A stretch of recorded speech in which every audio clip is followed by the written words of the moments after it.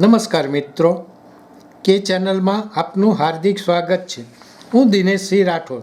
આજે આપણે જોઈશું પ્રાકૃતિક કૃષિ એટલે ઓછા ખર્ચે વધુ ઉપજ। વડોદરા જિલ્લાના ખેડૂતો હાલમાં પ્રાકૃતિક ખેતી થકી ઓછા ખર્ચે વધુ ઉપજ મેળવીને પોતાની આવક બમણી કરી રહ્યા છે। કરજણ તાલુકાના ભરથાણા ગામના ખેડૂત મગનભાઈ મુરજીભાઈ પટેલ છેલ્લા 14 વર્ષથી પ્રાકૃતિક ખેતી કરી રહ્યા છે। તેઓ પોતાની 35 વીઘા જમીનમાં પ્રાકૃતિક ખેતી થકી જામફળ, નારિયેળ, આંબા, હળદર, લીંબુ, મોસંબી, કેર, ચીકુ, સરગવો સહિત અનેક શાકભાજી અને ફળોનો મબલક પાક મેળવી રહ્યા છે। મગનભાઈ પોતે વિકસાવેલ ગોબર ગેસ પ્લાન્ટ થકી ખૂબ જ ઓછા ખર્ચે પ્રાકૃતિક કૃષિ કરી રહ્યા છે। તેમના સફળ પ્રયોગ વિશે જણાવતા તેઓ કહે છે કે તેમને બધા જ પ્રયોગો કર્યા, આમ છતાં 20 વીઘા જમીનમાં 35 ટનથી વધુ જામફળનો પાક થતો ન હતો। આ સાથે ગોબરને પ્લાન્ટના ડ્રીપમાં કચરો ફસાઈ જતાં છાણવામાં તકલીફ પડતી હતી। આ તમામ સમસ્યાના સમાધાન રૂપે મગનભાઈએ ફિલિંગથી લઈને ખેતરમાં માફક આવે તેમ ગોબર બનાવવાની એક આખી પ્રોસેસ ડેવલપ કરી છે।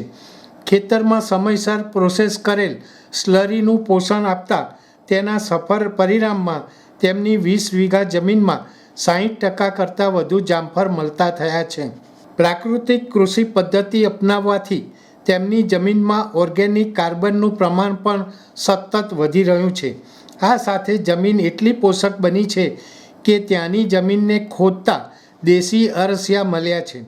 તેમના ખેતરમાં ઉગતા શાકભાજીઓ અને ફળો, ખાસ કરીને કેરી અને જામફળમાં કુદરતી મીઠાશમાં વધારો અનુભવાયો છે। રાસાયણિક ખાતરોમાં વધુ પડતા ઉપયોગના કારણે ખેત ઉપયોગી અનેક જીવો નાશ થયા છે, ત્યારે કેરી માટે જરૂરી એવી પરાગનયનની પ્રક્રિયામાં મધમાખીઓ ખૂબ જ મહત્ત્વનો ભાગ ભજવે છે। પોતાના ખેતરમાં આંબાઓ પર મધમાખીઓને પોષક વાતાવરણ પૂરું પાડવા માટે યોગ્ય અંતરે મધમાખીઓ મૂકતા મધમાખીઓનું પ્રમાણ પણ વધ્યું છે। કુલ 35 વીઘા જમીનમાંથી 20 વીઘા જમીનમાં જામફળ અને બીજી જમીનમાં 350 નારિયેળ, 350 આંબા અને પંચસ્તરીય પાક જેમાં હળદર, મોસંબી, ચીકુ, લીંબુ, આંબા સહિત અનેક પાકો લેવામાં આવી રહ્યા છે, જેમાંથી દર વર્ષે તેઓ 30 લાખ કરતાં વધુની કમાણી કરી રહ્યા છે। આજે કરજણથી પાદરા અને કરજણથી ડભોઈના રસ્તાઓ પર બેસીને વેચતા લોકલ વેપારીઓ મગનભાઈની વાડીના જામફળના નામે વેચતા થયા છે। લોકો પણ ફ્રૂટ વેચનારને મગનભાઈની વાડીના જામફળ છે એમ પૂછીને ખરીદતા થયા છે। તેમની વાડીના જામફળ અને કેરીના સ્વાદના કારણે આજે તે માત્ર ખેડૂત નહીં, એક બ્રાન્ડ પણ બની ગયા છે। વધુમાં તેઓ જણાવે છે કે તેમને જામફળ બજારમાં વેચવા જવું નથી પડતું। વેપારીઓ તેમની વાડીએથી જ જામફળ અને અન્ય ફળો જથ્થાબંધ ખરીદતા થયા છે।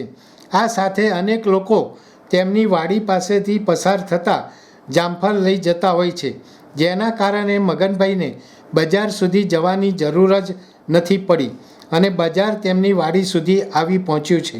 વેલ્યુ એડિશનના ભાગરૂપે ઋતુમાં વધારે કેરી અને ચીકુ એકસાથે પાકી જતાં ફ્રીજ ડ્રાઇંગ કરવામાં આવી રહ્યું છે, જે દેશ વિદેશમાં અનેક લોકોની પસંદગીની વસ્તુ બની છે।